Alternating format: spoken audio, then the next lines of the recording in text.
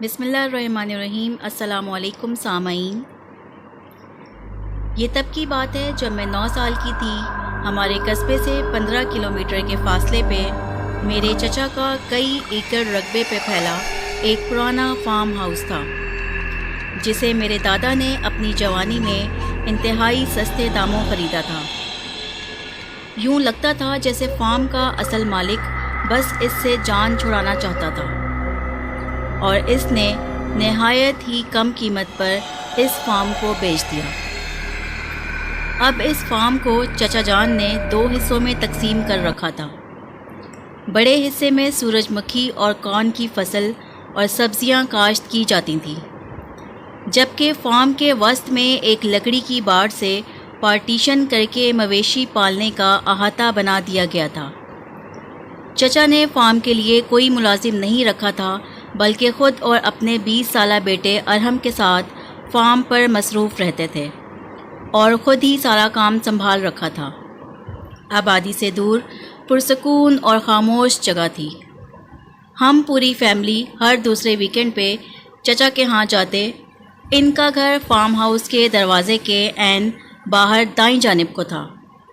ہم سب کچھ گھنٹے چچا کے ہاں گزارتے اور ایک وقت کا کھانا کھا کے واپس آتے، لیکن اتنے طویل عرصے میں ہم کبھی فارم ہاؤس میں داخل نہیں ہوئے۔ ایسا لگتا تھا جیسے میری فیملی میں کسی کو فارم ہاؤس وزٹ کرنے میں سرے سے ہی دلچسپی نہ ہو۔ میں نے چند مرتبہ چچا سے فارم ہاؤس کی سیر کرنے کی خواہش کا اظہار کیا، لیکن انہوں نے ہر مرتبہ کوئی نہ کوئی بہانہ بنا کر مجھے صاف منع کر دیا۔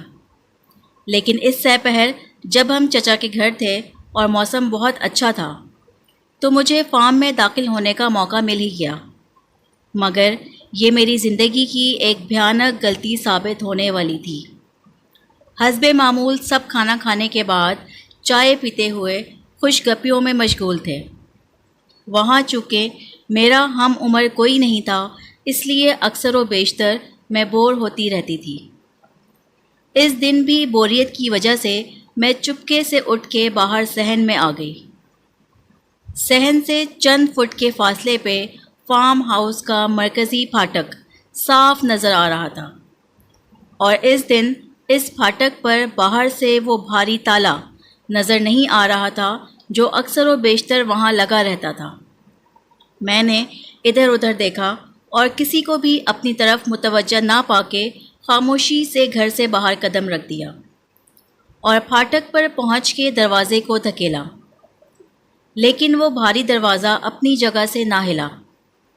میں نے دونوں ہاتھوں سے پورا زور لگا کر اسے اندر کی جانب دھکیلنے کی کوشش کی، اور بمشکل تمام دروازہ اتنا سا کھل پایا کہ میں سکڑ سمٹ کر اندر داخل ہو سکوں۔ چند لمحوں میں فارم کے اندر تھی۔ واہ زبردست! فارم پہ سورج مکھی کی لہلہاتی فصل اور زرد پھولوں کا سمندر دیکھ کے بے اختیار میرے منہ سے ستائشی فکریں جاری ہو گئے۔ بھلا اتنی خوبصورت جگہ کو کوئی کیوں چھپا کے رکھنا چاہے گا؟ میں نے سورج مکھی کی فصل کے بیچوں بیچ بنی پگ ڈنڈی پہ آگے بڑھتے ہوئے یہ سوچا۔ فارم پہ ایک گہری خاموشی طاری تھی، جس میں محض وقتاً فوقتاً پرندوں کی چہچہاہٹ ہی سنائی دیتی تھی۔ سورج مکھی کا کھیت ختم ہوتے ہی سبزیوں کی کیاریاں شروع ہو گئیں، جو 3 فرلانگ تک پھیلی ہوئی تھیں، اور ان کے پار لکڑی کے تختوں سے بنا ایک احاطہ نظر آ رہا تھا، جس میں لکڑی کے ہی بنے 2 چھوٹے اور ایک بڑا ہٹ دور سے ہی پرانے اور بوسیدہ لگ رہے تھے۔ سبزیوں کی کیاریوں کے اندر سے گھومتی پھرتی میں احاطے کے چوبی دروازے پہ پہنچ گئی۔ اس پر کوئی کنڈی یا لاک نہیں تھا اور دھکیلنے پر آسانی سے کھل گیا۔ احاطے میں قدم رکھتے ہی مجھے ایک عجیب سی بے چینی کا احساس ہوا۔ ایسا لگا جیسے مجھے کوئی دیکھ رہا ہو۔ میں نے آس پاس چاروں طرف نظریں دوڑائیں، مگر احاطہ بالکل خالی تھا۔ وہاں انسان تو کیا، کوئی مویشی بھی اس وقت موجود نہ تھا۔ یقیناً سب جانوروں کو اس وقت احاطے کی پشت پہ چڑھنے کے لیے چھوڑا گیا ہوگا، میں نے سوچا۔ سامنے موجود سب سے بڑے ہٹ کا دروازہ کھلا تھا۔ اس کمرے میں جانوروں کے لیے سردیوں میں کھلانے کے لیے بھوسا اکٹھا کیا گیا تھا، اور بھوسے کو ایک بہت بڑے ڈھیر کی صورت میں کمرے کے وسط میں رکھ کر اسے ترپالوں سے مکمل ڈھک دیا گیا تھا۔ یہ ڈھیر کافی بلند تھا اور چھت سے تھوڑا ہی نیچا تھا۔ اسی وقت مجھے نہ جانے کیا سوجھی کہ میں نے اس ڈھیر پر چڑھنے کا فیصلہ کیا۔ میں یہ دیکھنا چاہتی تھی کہ میں اس کی چوٹی سے چھت کو چھو سکتی ہوں یا نہیں، اور یوں میں نے ایک طرف سے بھوسے کے ڈھیر پہ چڑھنا شروع کر دیا۔ چوٹی پہ چڑھ کے میں نے چھت کو ابھی چھوا ہی تھا کہ دائیں جانب سے ابھرنے والی کچھ تیز کریہ آوازوں سے کمرے پر چھائی خاموشی ٹوٹ گئی۔ ایسا لگ رہا تھا جیسے کوئی جانور اپنے ناخنوں سے لکڑی کو کورید رہا ہو۔ میں نے تیزی سے چہرہ گھما کے اس کی جانب دیکھا تو ایک بھیانک منظر میری آنکھوں کے سامنے تھا۔ وہ جو کچھ بھی تھا دیوار کے ایک کونے میں سکڑا سمٹا دیوار کی جانب منہ کیے اپنے دونوں ہاتھوں سے دیوار کو کورید رہا تھا، اور اسی وجہ سے وہ مکروہ آوازیں پیدا ہو رہی تھیں۔ وہ مخلوق زردی مائل خاکی رنگ کی تھی، جس کا جسم انسان کی طرح تھا، مگر جیسے اس کے وجود میں گوشت کا ایک ریشہ بھی نہ تھا، بلکہ پیلی سی مردہ کھال جیسے ڈھانچے پر ہی لپیٹ دی گئی تھی۔ میں اس کی ریڑھ کی ہڈی کا ایک ایک مہرہ دیکھ سکتی تھی۔ یہ منظر اتنا مکروہ تھا کہ مجھے بے اختیار ابکائی آ گئی۔ اس نے اپنا چہرہ میری طرف موڑا اور خوف سے میرا دل ایسے دھڑکنے لگا جیسے پسلیاں توڑتے ہوئے سینہ پھاڑ کے باہر آ جائے گا۔ اس چیز کی شکل ایسی تھی جیسے کسی انسانی لاش کے چہرے کو ہتھوڑے سے پیٹا گیا ہو۔ میں نے اپنے وجود کے ایک ایک خلیے کی طاقت اپنی ٹانگوں میں جمع کی، اور جتنا تیزی سے ممکن تھا ڈھیر کے دوسری طرف اترتے ہوئے بیرونی دروازے کی طرف دوڑ لگا دی۔ مجھے اپنی پشت پر کسی کے ہانپنے جیسی آوازیں آئیں، جو کہ قریب سے قریب ہوتی جا رہی تھیں۔ صاف ظاہر تھا کہ وہ جو کچھ بھی تھا میرا پیچھا کر رہا تھا۔ میں نے پوری طاقت صرف کرتے ہوئے اپنے بھاگنے کی رفتار کو مزید بڑھا دیا، اور چند لمحوں میں ہی سبزیوں کی کیاریوں کو پار کر کے سورج مکھی کے گیٹ میں داخل ہو چکی تھی۔ مجھے اب بھی اپنی پشت پر ہانپنے اور غرانے کی آوازیں سنائی دے رہی تھیں۔ میرا رخ فارم ہاؤس کے مرکزی گیٹ کی طرف تھا، لیکن جیسے ہی میں سورج مکھی کے کھیت سے نکلی، میرا پیر بری طرح سے مڑا اور میں منہ کے بل زمین پر جا پڑی، اور بمشکل 3 سیکنڈ میں وہ مخلوق میرے سر پہ تھی۔ میں نے خوف سے آنکھیں بھیج لیں۔ اب غرانے کی آواز کے ساتھ ساتھ اس مخلوق کی یک ٹھنڈی سانسیں مجھے گردن کی پشت پہ محسوس ہو رہی تھیں۔ مرکزی گیٹ بند تھا۔ مجھے اپنی موت کا یقین ہو چکا تھا۔ تبھی مجھے کسی کتے کے بری طرح سے بھونکنے اور غرانے کی آواز آئی، اور ایسا لگا جیسے کسی چیز نے میرے اوپر سے دوسری جانب چھلانگ لگائی ہو۔ یہ چچا جان کا کتا اسکیٹو تھا، جو نہ جانے کس وقت فارم میں آیا تھا۔ اس نے ہی مجھے نامعلوم مخلوق کے شکنجے میں دیکھ کر اس پر چھلانگ لگائی تھی، اور اسے رگیدتا ہوا سورج مکھی کے کھیت کے اندر جا گرا تھا۔ کتے کے بری طرح سے غرانے کی آوازوں کے ساتھ فصل ایسے ہل رہی تھی جیسے 2 درندے آپس میں ٹکرا گئے ہوں۔ میں ہمت کر کے اٹھی اور بے تحاشا مرکزی گیٹ کی طرف بھاگی۔ میں گیٹ پر پہنچی ہی تھی کہ گیٹ کھل گیا۔ چچا اور پاپا فارم میں داخل ہوئے، جو شاید مجھے غائب دیکھ کر اور پھر کتے کے غرانے کی آوازیں سن کر فارم ہاؤس کی طرف بھاگے تھے۔ میں بری طرح سے گھبرائی ہوئی تھی۔ مجھے فوراً واپس چاچو کے گھر میں پہنچا دیا گیا، جہاں میرے ہوش بحال ہونے میں کافی دیر لگ گئی۔ سب میرے قریب تھے اور سب ہی میری حالت پر پریشان دکھائی دے رہے تھے۔ میری حالت قدرے سنبھلی تو پاپا نے مجھ سے پوچھنے کی کوشش کی کہ فارم میں میرے ساتھ کیا ہوا تھا۔ میں چند لمحے تو خاموش رہی، پھر ہمت کر کے بولنا شروع کیا اور سب کو بتانے کی کوشش کی کہ فارم میں مجھ پر کسی انجان مخلوق نے حملہ کیا تھا اور میرا تعاقب کیا۔ وہ میرے سر پر پہنچ چکی تھی جب اسکیٹو نے اس پر حملہ کر کے اس سے میری جان بچائی۔ اس سے پہلے کہ میں کچھ اور بولتی اور اس مخلوق کا حلیہ بیان کرتی، چچا جان نے میری بات کاٹ دی اور بولے، ارے بیٹا، یقیناً وہ کوئی لومڑ ہوگا، اس علاقے میں لومڑ اکثر نظر آ جاتے ہیں۔ میں جانتی تھی کہ وہ لومڑ نہیں تھا بلکہ ایک خوفناک عفریت تھا، مگر چاچو کی اس بات پر میں خاموش ہو گئی اور ہم گھر واپسی کے لیے نکل پڑے۔ اگلے دن کا سورج طلوع ہوا تو میرے دل سے رہا سہا خوف بھی جاتا رہا اور یہ سب ایک ڈراؤنے خواب جیسا لگنے لگا۔ اور چند دن میں واقعی یہ سوچنے لگی کہ کہیں واقعی ایسے تو نہیں کہ وہ مخلوق دراصل ایک لومڑ یا کوئی اور مقامی جانور ہو، جسے میں تنہائی، خوف اور کمرے میں روشنی کم ہونے کی وجہ سے ڈراؤنا عفریت سمجھ بیٹھی ہوں۔ یوں ہی چند ہفتوں میں بات آئی گئی ہو گئی۔ 1 ماہ گزر گیا اور میں اس واقعے کو فراموش کر چکی تھی کہ گھر میں پھر سے سب کا چچا کے ہاں جانے کا پروگرام بننے لگا۔ ایک لمحے تو میں بری طرح سے جھجکی، لیکن پھر یہ سوچتے ہوئے ساتھ جانے کو تیار ہو گئی کہ اب بھول کر بھی فارم ہاؤس کا رخ نہیں کروں گی۔ اس طرح ہم چاچو کے گھر روانہ ہو گئے۔ گاڑی سے اترنے کے بعد میں نے فارم ہاؤس کی طرف ایک نظر بھی نہیں دیکھا اور اس سے نظریں چراتے ہوئے سب کے ساتھ چاچو کے گھر پہنچ گئی۔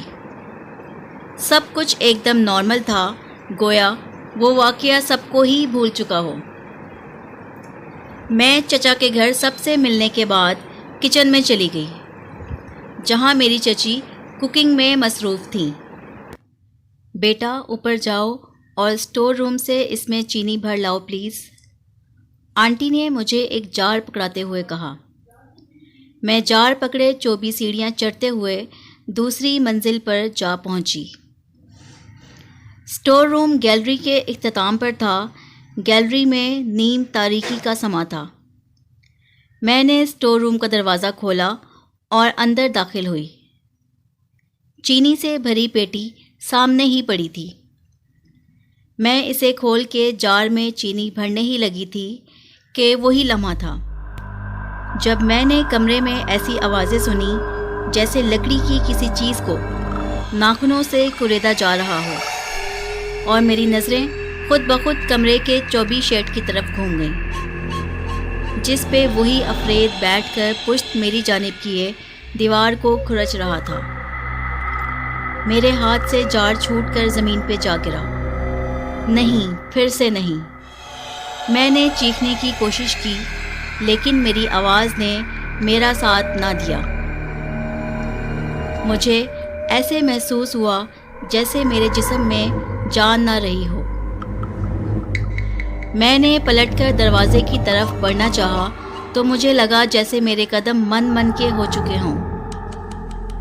تبھی میں نے اسے شیڈ سے اترتے دیکھا۔ میں نے جسم کا پورا زور صرف کرتے ہوئے خود کو دروازے کی طرف دھکیلا اور دروازے سے جا ٹکرائی۔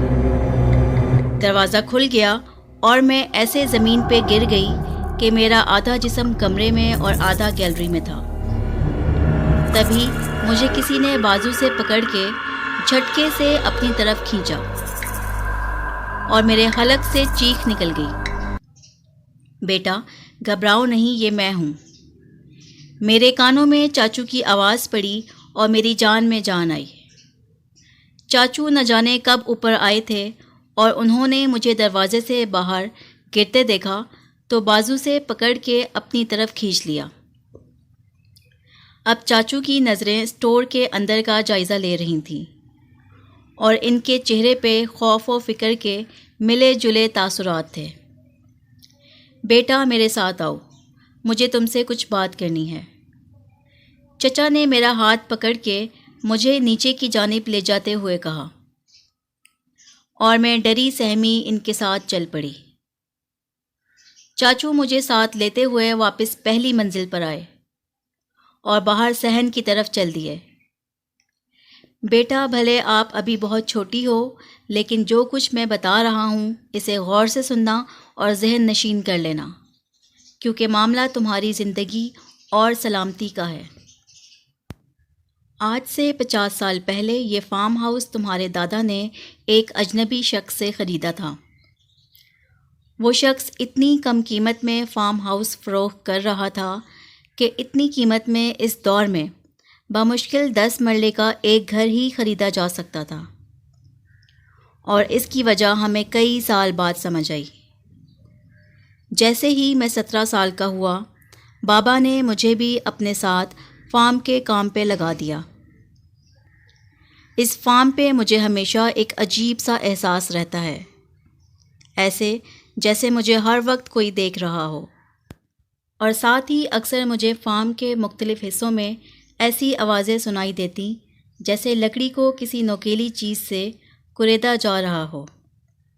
شروع میں تو میں یہی سمجھتا رہا کہ یہ آوازیں چوہوں کے لکڑی کے تختوں پر بھاگنے دوڑنے کی آوازیں ہیں، لیکن گزرتے دنوں کے ساتھ ان آوازوں میں شدت آتی جا رہی تھی۔ پورا دن فارم پہ کام کرتے وقت مجھے ان آوازوں سے بری طرح سے کوفت ہوتی اور کام میں خلل آتا تھا۔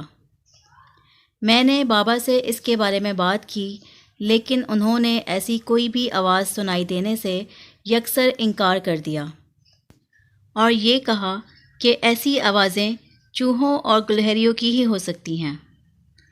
ایک روز میں مویشیوں کے احاطے میں بھوسے والے ہٹ میں مصروف تھا کہ دائیں طرف کی دیوار میں سے وہی کھرچن کی آوازیں سنائی دینے لگیں، اور حسب معمول جب شروع ہوئیں تو جیسے رکنے کا نام ہی نہیں لے رہی تھیں۔ اس روز پہلے ہی میری طبیعت ناساز اور موڈ خراب تھا، اوپر سے ان آوازوں نے جیسے میری زندگی اجیرن کر رکھی تھی۔ اس دن میں نے فیصلہ کیا کہ ان آوازوں کا پتہ کر کے ہی رہوں گا۔ میں فوراً اوزاروں کے شیڈ تک گیا اور وہاں سے ایک ہتھوڑا نکال لایا، اور دیوار پر جہاں سے آوازیں ابھر رہی تھیں اس جگہ پوری طاقت سے ہتھوڑے کے کئی وار کیے۔ لکڑی سے بنی دیوار کچھ دیر میں ہی ٹوٹ گئی اور اس کے اندر سے کوئی ایک چیز میرے قدموں میں آ گری۔ میں نے دیکھا تو مجھے حیرت اور خوف کا شدید دھچکا لگا۔ وہ ایک لاش تھی، بہت پرانی لاش، جس کا سارا گوشت گل سڑ چکا تھا، اور وہ دیکھنے میں انتہائی کریح اور بدشکل معلوم ہو رہی تھی۔ مگر دیوار کے اندر وہ لاش آئی کہاں سے؟ یقیناً جس شخص نے اس کو قتل کیا ہوگا، اس نے ہٹ تعمیر کرتے وقت لکڑی کی 2 پرتوں کے درمیان اسے پھنسا کر کیلوں کے ذریعے اسے دیوار میں چن دیا ہوگا۔ میں بھاگتا ہوا گھر واپس گیا اور بابا کو لاش کی برآمدگی کی اطلاع کی۔ بابا نے گھبراہٹ میں فی الفور پولیس کو اطلاع کر دی۔ جب پولیس اہلکار فارم پر پہنچے اور ہم نے انہیں لاش دکھائی تو ڈیوٹی پر موجود انسپکٹر نے لاش کی جانچ کرتے ہوئے کہا کہ یہ لاش کم از کم 50 سال پرانی ہے۔ پولیس نے لاش کو تحویل میں لے لیا اور سرکاری سرد خانے تک پہنچا دیا۔ پولیس نے ہم سے فارم کے سابق مالک سے متعلق کوائف طلب کیے اور بابا نے انہیں فارم کی فروخت کی دستاویزات فراہم کر دیں۔ لاش کے پوسٹ مارٹم کے بعد اتنا ہی معلوم ہو پایا کہ وہ لاش ایک جوان عورت کی تھی اور اس کے مرنے کی ممکنہ وجہ دم گھٹنا ہو سکتی ہے۔ بقول ڈاکٹرز اس عورت کو یقیناً بے ہوشی کی حالت میں ہی دیوار میں چن دیا گیا ہوگا اور ہوش میں آنے پر اس نے گھبراہٹ میں دیوار سے نکلنے کی بہت کوشش کی ہوگی، بہت ہاتھ پیر چلائے ہوں گے، مگر نہ نکل سکی اور دم گھٹنے سے ایک بھیانک اذیت ناک موت کا شکار ہو گئی۔ اس کے چند دن کے بعد وہ پر اسرار لاش سرد کھانے سے غائب ہو گئی اور پولیس کو فارم کے سابق مالک کا کوئی سراغ نہ مل سکا۔ لیکن چند روز بعد پھر سے فارم میں وہی لکڑی کریدنے کی آوازیں آنا شروع ہو گئیں۔ اور بیٹا پھر شاید ہی کوئی ایسا دن ہو کہ میں نے اس مکروہ لاش کو فارم میں کہیں کسی کونے، کسی کمرے میں دیوار کریدتے نہ دیکھا ہو۔ وہ بہت خطرناک عفریت ہے جو نفرت کی آگ میں جھلس رہی ہے، لیکن میں نے اور بابا نے اس عفریت سے بچے رہنے کا ایک طریقہ دریافت کر لیا، اور وہ تھا اسے یکسر نظر انداز کر دینا۔ بھلے وہ عفریت جان لیوا مخلوق ہے، مگر وہ اسی صورت انسان پر حملہ اور اس کا تعاقب کرتی ہے جب کوئی اس کی طرف متوجہ ہو، اس کی طرف دیکھے یا پھر اس پر حملہ کرنے کی کوشش کرے۔ میں نے تب سے اب تک یہی روٹین اپنائی ہے کہ جب بھی کبھی مجھے فارم میں کہیں لکڑی کریدنے کی آوازیں سنائی دیتی یا اس عفریت کی جھلک نظر آتی تو میں اسے یکسر نظر انداز کر کے وہاں سے ہٹ جاتا اور اپنے کام میں مگن ہو جاتا۔ اس طرح دوبارہ مجھ پر کبھی حملہ نہیں ہوا۔ بیٹا وہ عفریت لکڑی اس لیے کریدتی ہے کہ اس کی موت بھی لکڑی کریدتے کھرچتے ہی ہوئی تھی، اور حملہ اس لیے کرتی ہے کہ اس کا قاتل بھی اسی فارم سے تعلق رکھتا تھا۔ اب اس عفریت کی نظر تم پہ پڑ چکی ہے، وہ آسانی سے تمہارا پیچھا نہیں چھوڑے گی۔ شاید وہ تمہارے گھر اور اسکول تک بھی تمہارا تعاقب کرے گی، لیکن یہ تعاقب زیادہ لمبے عرصے نہیں چلے گا اگر تم نے اسے مسلسل نظر انداز کرنے کی عادت اپنا لی تو۔ چاچو بولتے جا رہے تھے اور میں خاموشی سے سنتی جا رہی تھی۔ مجھے یہ سب ایک بھیانک خواب جیسا لگ رہا تھا، اور میں اس وقت کو کوس رہی تھی جب میں نے اس منحوس فارم ہاؤس میں قدم رکھا تھا۔ ساتھ ہی میں نے دل میں یہ فیصلہ کر لیا کہ اب کبھی بھی چاچو کے ہاں نہیں جاؤں گی۔ وہ چھوٹا سا ایڈونچر میرے لیے زندگی موت کا مسئلہ بن چکا تھا۔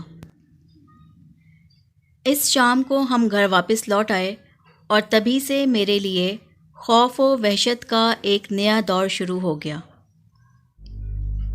اس رات میں نے حسب معمول ہوم ورک مکمل کرنے کے بعد اگلے دن کے لیے اسکول بیگ تیار کیا اور سونے کے لیے ابھی لیٹی ہی تھی اور کمبل اوڑھا ہی تھا کہ مجھے ایسی آوازیں سنائی دیں جیسے کوئی میرے بیڈ روم کے دروازے کو باہر سے کھرچ رہا ہو۔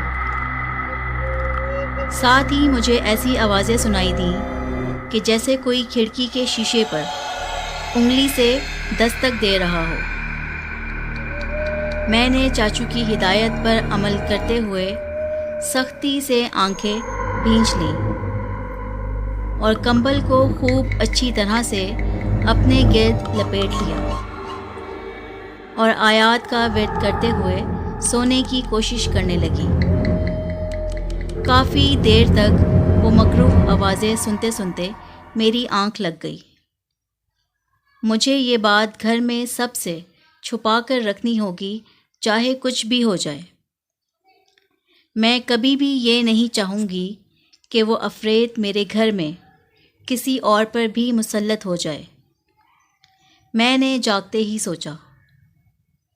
اس کے بعد سے یہ معمول بنتا چلا گیا۔ مجھے گھر، اسکول، کار، غرض ہر جگہ اس بلا کے کھرچنے کی آواز سنائی دیتی اور چند مرتبہ تو اس کی جھلک بھی دکھائی دی۔ لیکن میں نے دل پہ جبر کر کے اسے نظر انداز کرنا جاری رکھا، لیکن اس سے میری صحت پر بہت برے اثرات مرتب ہوئے۔ میری نیند اور بھوک اڑ چکی تھی، رنگت زرد پڑ گئی تھی اور آنکھوں کے گرد سیاہ حلقے بنتے جا رہے تھے۔ میں اسکول کے کام میں کمزور ہونا شروع ہو گئی اور میرے گریڈز میں بھی کمی آنے لگی۔ اس سب صورتحال پر میرے والدین بہت ہی پریشان تھے اور کئی ڈاکٹرز سے میرا معائنہ بھی کروایا گیا، تاہم کسی بھی مرض کی تشخیص نہ ہو پائی، بلکہ مجھے تو ڈاکٹر کے کلینک اور ہاسپٹلز میں بھی وہی منحوس کھرچن کی آواز ہی سنائی دیتی۔ 3 ماہ میں میری حالت اتنی بگڑ چکی تھی کہ اسکول انتظامیہ نے مسلسل بری کارکردگی دکھانے اور صحت کی خرابی کی وجہ سے مجھے مزید پڑھانے سے معذرت کر لی اور اسکول سے میرا نام خارج کر دیا گیا۔ دوسری طرف اب میں اتنی کمزور ہوتی جا رہی تھی کہ مجھے ہاسپٹلائز کیے بغیر اور کوئی چارہ نہ تھا، اور یوں مجھے شہر کے ایک معیاری اور اچھے ہاسپٹل میں ایڈمٹ کر دیا گیا۔ میرے پورے خاندان پر میری وجہ سے پریشانی اور تکلیف کا دور شروع ہو چکا تھا۔ لیکن پھر ایک دن مجھے وہ آواز نہ سنائی دی۔ پورے 24 گھنٹے گزر گئے اور وہ منحوس آواز نہ سنائی دی پھر سے۔ کیا میری تکلیف کے اختتام کا وقت آن پہنچا ہے؟ کیا وہ افریت میرا پیچھا چھوڑ چکی ہے؟ یا پھر میں موت کے اتنے قریب ہوں کہ مزید کوئی خوف مجھے تکلیف نہیں دے پا رہا؟ اگلے روز میں نے سوچا، لیکن 3 دن گزر گئے اور مجھے پھر وہ آواز دوبارہ نہ سنائی دی۔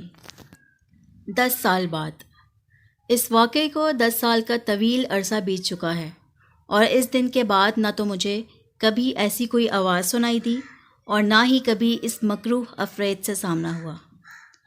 جس دن سے مجھے وہ آوازیں آنا بند ہوئی تھیں، اسی دن سے میری طبیعت بھی سنبھلنا شروع ہو گئی تھی، اور مزید 1 ہفتہ ہاسپٹل میں گزارنے کے بعد مجھے صحت بہتر ہو جانے پر ڈسچارج کر دیا گیا۔